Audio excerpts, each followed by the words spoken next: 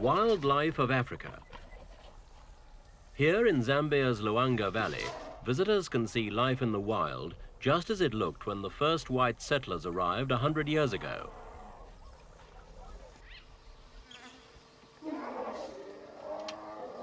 Dozens of game reserves have been set up across the continent thanks to the efforts of African governments and international conservation groups. In this way, endangered species have been protected from a variety of threats, mainly from man, whose new roads, railways and towns have drastically reduced the animal's natural habitat in recent years.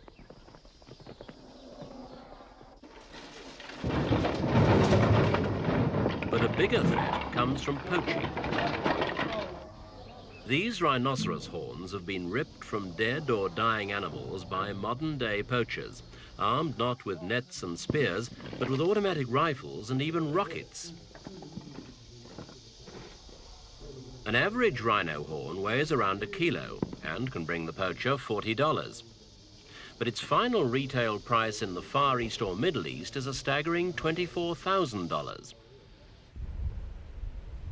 The rhinos have suffered appallingly. Their population has fallen by 90% in the main poaching areas in the last 10 years, and mainly because of superstition. In some Arab countries, North Yemen in particular, daggers with rhino horn handles have become an essential symbol of masculinity. The belief that the horn acts as an aphrodisiac also persists in the Far East, and the horn in powdered form is also regarded as a cure for a variety of ailments, ranging from toothache to insanity. Modern medical opinion doesn't support these claims. In fact, rhino horn isn't ivory or bone, but simply tightly matted hair.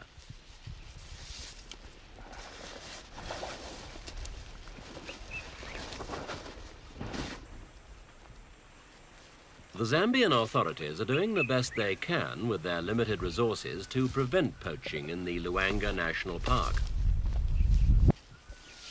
The latest survey estimates there are less than 1,800 rhino here, only half as many as 7 years ago. And the statistics are about the same for the elephant.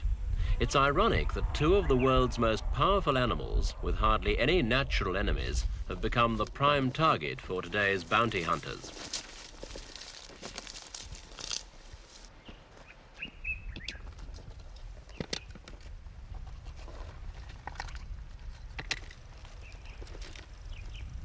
When any animal population drops below a certain level, it runs a real risk of extinction. And that's especially true of these big animals because they're slow breeders. For all their power, they need special protection. And that's just what's being provided here, in a game reserve further south. It's at Umfolozi in KwaZulu, once a traditional hunting ground of Zulu chiefs.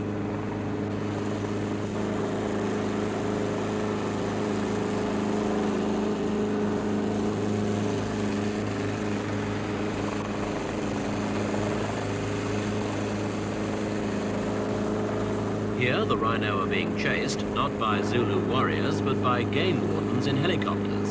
The plan is not to kill the animals, but to drug them with darts fired from a gun. It's part of a new plan to protect wildlife. The helicopter pulls away after the darting to avoid driving the rhino to exhaustion. As the drug takes effect, the beast slows down and the men on the ground move in. Rhinos have walked the earth for 60 million years. Although short-sighted and hard of hearing, they were virtually safe from outside attack thanks to their thick hide, their horns and their aggression. But modern man-made weapons have stopped the rhino, and so has man-made medicine. A few milligrams of sedative knocked down a giant of the jungle.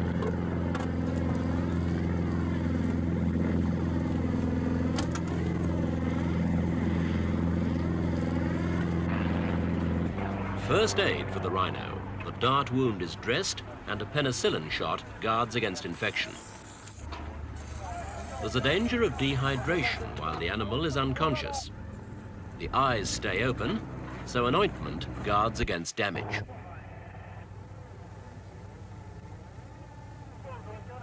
The rhino has now been secured with ropes. The recovery vehicles have arrived, and it's time to revive the animal.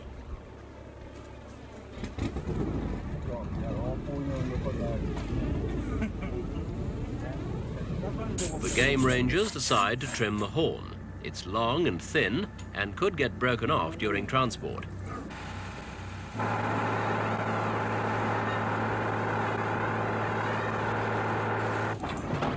Special crates are ready to take the rhinos on a long journey, 700 kilometers to the west, to a new game reserve in the black homeland of Bophuthatswana, which now has its own independent government.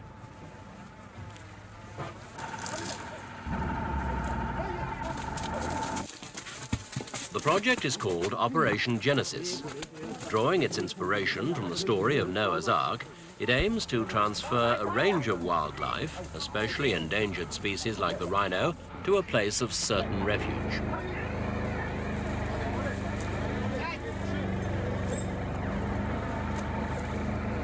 The project is being supervised by the Southern African Nature Foundation, regional representatives of the World Wildlife Fund. In recent years, the foundation has initiated 14 game parks in 10 countries in southern Africa, including Lesotho, Swaziland, Malawi, Mozambique, and Zimbabwe. There's an uncomfortable journey of 1.5 days ahead, but it's all in the best interests of the animals.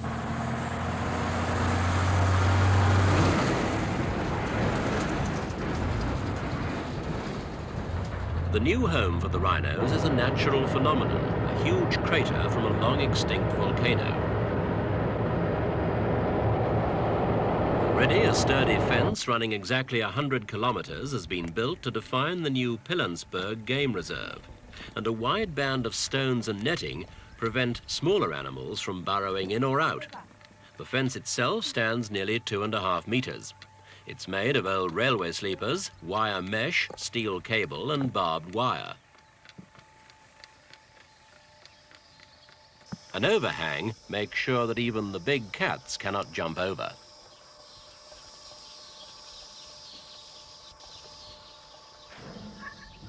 It's time to release one of the park's new tenants. He will be able to live free from the threat of poachers and in an environment that's being tailored to meet the needs of wildlife. The aim is to recreate Africa in the wild as it existed in previous centuries, and it was this aspect of the project that has had most appeal in international conservation circles.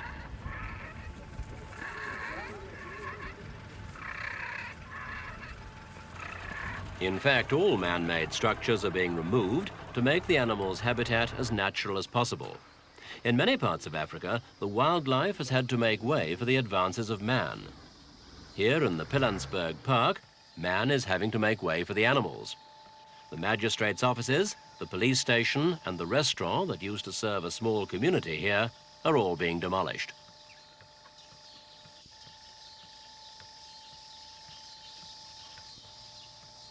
To find out why, we spoke to Willem van Riet, the landscape architect who designed the reserve.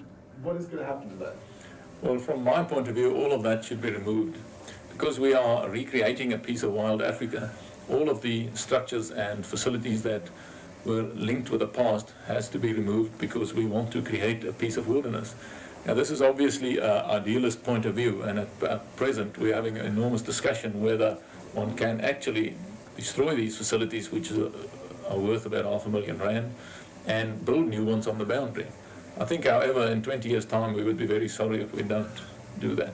The power lines will be going in the next month. The telephone communication lines will also go in the next month.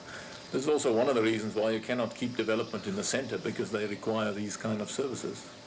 However, we've done quite a lot of work at removing these exotic vegetations and all these visible things that remind one of the time when this was still used as farmland. Well, the uniqueness of this park is the fact that we're recreating this piece of wild Africa, that we are fixing up a piece of land that was disturbed through the use by man. And to me, the most important thing is that we have established a new kind of national park where a lot of the benefits would go directly to the people living on its boundary. We have therefore involved the local Tswana people in the establishment of the park, in the construction of the fence, and they will directly benefit from this park. Before Operation Genesis, there were only between 10 and 15 jobs for local Tswana tribespeople. Now there's work for 200 Tswanas. Much of the work is for facilities to be used by future safari visitors.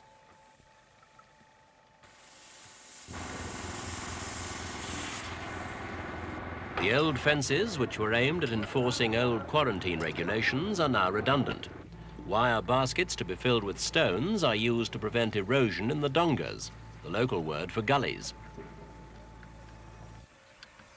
One of the factors which persuaded the local African population to leave their village was water. Tests showed it was too strong in fluoride and other minerals for safe human consumption.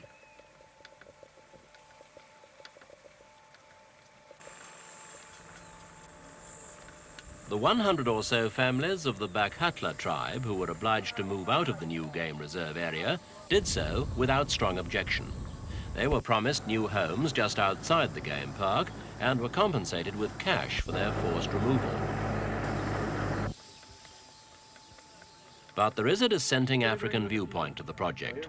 Chief Pelani, chief of the local Bophuthatswana tribe, gave his view. The park, unfortunately, has cut quite a big slice of our grazing area, because most of our cattle used to run on these mountains, and unless the government can give us more grazing land, I think it's going to affect us rather badly. As it is, quite a few cattle owners have lost some stock. The opposition wasn't just local. Putting animals before humans raised eyebrows at the United Nations, and the World Wildlife Fund had to justify the scheme to a UN subcommittee on human rights. Despite this, the Bophuthatswana government has pressed ahead and has committed itself to most of the initial cost of 4 million rand.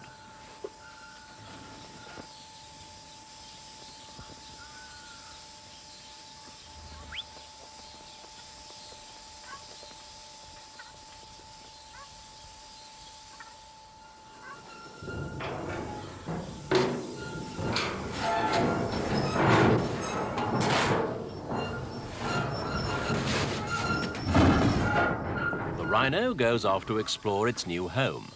The park has an area of 60,000 hectares, or 130,000 acres, which are calculated to be able to support 200 rhino.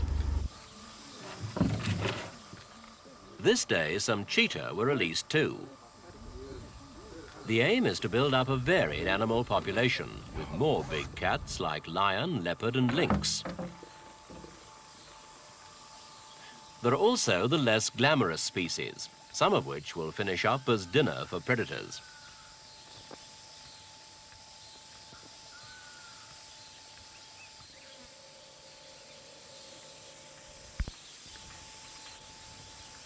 The Pilanesberg Park is expected to generate its own income. In future years, surplus animals will be sold or slaughtered. Safari visitors will come and hunt. The aims of the project are explained by Park Director Dr. Jeremy Anderson. The main objective of the park is to preserve a piece of Bophuthatswana as it was before the advent of modern man, and then to show to the Tswanas who gave up the land, which was then farmland, that it can pay its way as a game reserve. And we intend running it not as a national park in the Western sense of the word, where it's entirely sacrosanct, but we will utilize the natural resources in the park on a sustained yield and show to the Tswanas that these can pay their way.